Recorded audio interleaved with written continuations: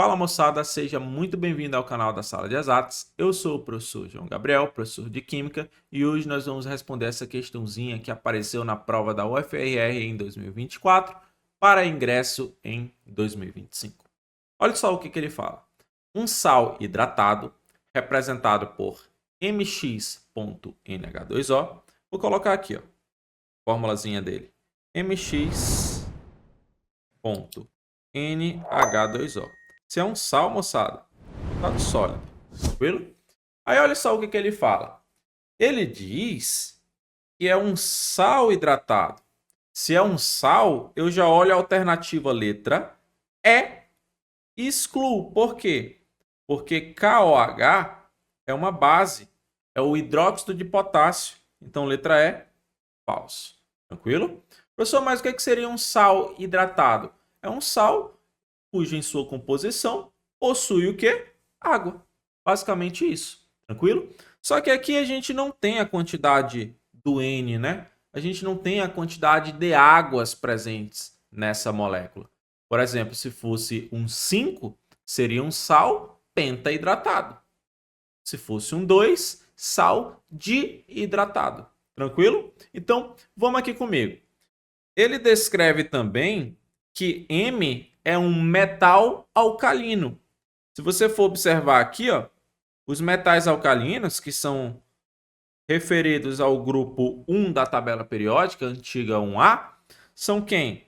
Li, Na, que roubou César na França. Ou seja, lítio, sódio, potássio, rubídio, césio e frâncio. Na letra D, se você for observar, aparece o cálcio aqui de gaiato. E o cálcio é um elemento da família 2A, ou seja, um metal alcalino terroso. Letra D, falso demais. Tranquilo? E aí, professor, e as outras alternativas? Como é que a gente vai desenrolar? Aí aqui é o seguinte. Se você for olhar na letra A, B e C, você consegue observar alguns erros. Como assim? Quando a gente vai montar uma estrutura biatômica, né? Ou seja, uma estrutura iônica, se é um sal, é uma estrutura iônica. A gente tem um cátion e um ânion. Tranquilo? O cátion ele sempre vem à esquerda e o ânion sempre vem à direita. Para a letra A, a gente tem um Na+, e o ânion sulfeto. Tranquilo? Na letra B, a gente tem o potássio em forma de cátion e também o sulfeto, que é o S-2. E na letra C, Na+, Cl-. Vocês têm que se ligar na montagem da fórmula molecular. Tranquilo? Por quê? Porque na letra C, o NaCl, que é o cloreto de sódio, ele é realmente montado desse jeito. Mas quando a gente observa esses íons aí, tanto na letra A quanto na letra B, a fórmula molecular está incorreta, porque era para ser Na2S e K2S. Se você for observar, tanto na letra A quanto na letra B, você possui erros na montagem dessa estrutura. Tranquilo? Professor, como que eu sei disso? Cara, é porque assim, quando a gente observa que tem cátion e ânion, pelas carguinhas aqui, se essas cargas são iguais, como por exemplo aqui, ó, mais e menos, basta você apagar e juntar os íons, formando o NaCl. Agora, se forem diferentes, como Na menos 2, você tem que fazer como se fosse uma regrinha da Xuxa. Quer fazer isso aqui, ó, um X. X. Como, professor? Esse 2 desce para cá e esse 1 aqui que está escondido, ele desce para cá. Olha quem forma. Mesma coisa aqui embaixo. Esse 2 desce para cá e esse 1 que está escondido para cá. Ou seja, você montou as fórmulas moleculares e observou que tinha erros. Sobra a letra C. Ou seja, gabarito é o que restou. Mas se na hora da prova você tivesse uma letra D e também fosse NaCl, mas NaCl, vírgula, aí o número 3. Porque esse número aqui, ó, eu vou circular em azul, ele está dizendo que é o valor de N. Tranquilo? Professor, na hora da prova, como é que eu vou calcular esse N? Muito simples. Volta aqui comigo que é bem facinho isso. Vamos lá.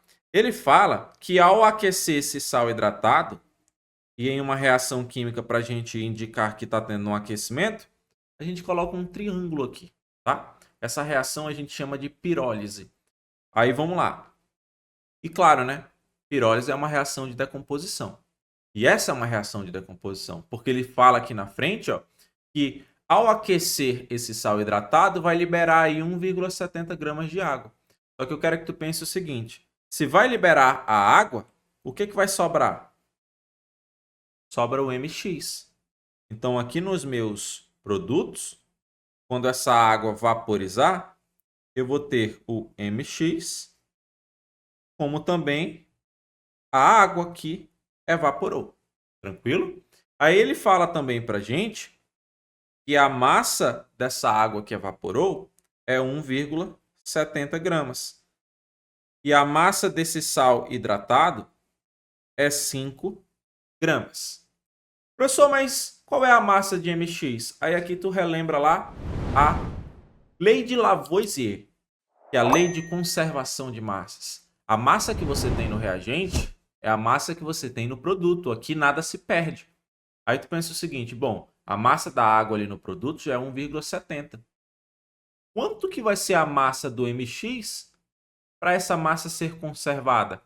Só pode ser 3,30 gramas. Porque 3,30 mais 1,70 dá 5, ou seja, é uma prova de que a lei de Lavoisier existe. Tranquilo? Mas, beleza. Olhando para essa reação química, você pode dizer que ela já está balanceada. 1 para 1 para N. E N é a quantidade de água aqui nessa estrutura. Professor, mas o que o senhor quer chegar com isso? É porque, moçada, quando a gente tem uma reação química, os coeficientes estequiométricos, eles são proporcionais. Beleza? Aí, vamos aqui comigo entender melhor isso. 1 mol do sal hidratado tá para 1 mol desse mx e tá para n mol da quantidade aí de água, né? O que eu faço com isso agora? Aí aqui é o seguinte.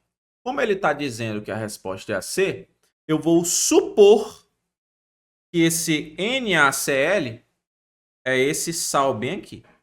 Beleza? Aí vamos comigo. Se NaCl seria esse sal, qual é a massa molar do NaCl? Já vou adiantar para vocês que a massa molar dele é 58,5 gramas por mol. Ou seja, dentro de 1 mol, eu tenho o quê? Vou até pintar aqui de vermelho. 58,5 gramas dentro de 1 mol desse sal. Aí tu olha aqui, ó. Tu tem 1 mol desse sal aqui. Calma, que a gente não montou ainda a nossa relação. Aí, professor, mas eu ainda não estou entendendo o que nós vamos fazer. Se aqui eu tenho uma proporcionalidade entre os coeficientes estequiométricos, entre os números de mols, eu posso também ter uma relação, né, uma proporcionalidade entre as massas desses compostos. Aí eu quero que tu pense o seguinte, 1 mol desse sal aqui, já que ele está dizendo que é o NaCl, tem quanto de massa? Vou colocar aqui, ó, 58,5 gramas. Ou seja, 58,5 gramas seria a massa, ó, de 1 mol desse suposto sal aí. Beleza? Que eu estou considerando que é o NaCl, que foi o que sobrou. Aí vamos aqui comigo. E quanto que seria a massa dessa água aqui? Não sei. Por quê? Porque esse N pode ser um 2, pode ser um 3. E aí muda a massa desse composto. Porque você sabe que a massa da água é 18 gramas por mol, mas tu não sabe quantas águas tem ali, porque se tiver somente uma, é 18. Se tiver duas, já é 36, beleza? Então você não sabe quanto que é a massa aí desse composto aqui, ó, inteiro. Beleza? Eu vou até mudar a corzinha aqui embaixo para fazer referência. Você não sabe quanto que é a massa desse bebezinho aqui. Por isso que você vai chamar de X, tranquilo? Então a massa aí desse MX, eu sei que é 3,30 gramas. E a massa dele molar, né, tá aqui em cima. Estou montando a minha regrinha de 3, a minha relação estequiométrica. Beleza? Aí vamos aqui comigo. E quanto que é a massa de água liberada? Ele me fala que é 1,70. Então eu venho aqui, coloco 1,70. Esse valor de X aqui que eu vou achar vai dar 30,1. Esse 30,1 gramas, pessoal, é a massa de todo esse composto aqui. Só que tu não sabe quantas águas tem ali dentro. Então, para você saber quantas águas tem ali dentro, você divide, ó, por 18. Ao realizar esse cálculo, você observa, vai dar 1,7. Mas o que seria esse 1,7? É o seguinte. Bom, sabe que a massa do composto todo é 30,1. A massa de uma água é 18. Quando você faz 30,1 dividido por 18, você está atrás da quantidade de águas presente nessa estrutura. Ou seja, dá 1,7, aproximadamente 2. Ou seja, esse N aqui seria 2, gabarito letra C. Até tentaram anular, né, essa questão no nosso vestibular, mas acaba que fica inviável porque por conta da proximidade, que é 1,7, né, só temos para marcar número 2. Tranquilo? Agora, se o cara tivesse utilizado aí nessa questão termos como aproximadamente, não daria margem para pensar que poderia ter aqui, né, um recurso para fazer essa questão. Mas, enfim, espero que você tenha compreendido essa resolução. Invista na sua educação, seja sala de exatas. E ó, não se esquece de se inscrever por aqui para que a gente continue produzindo conteúdo para vocês.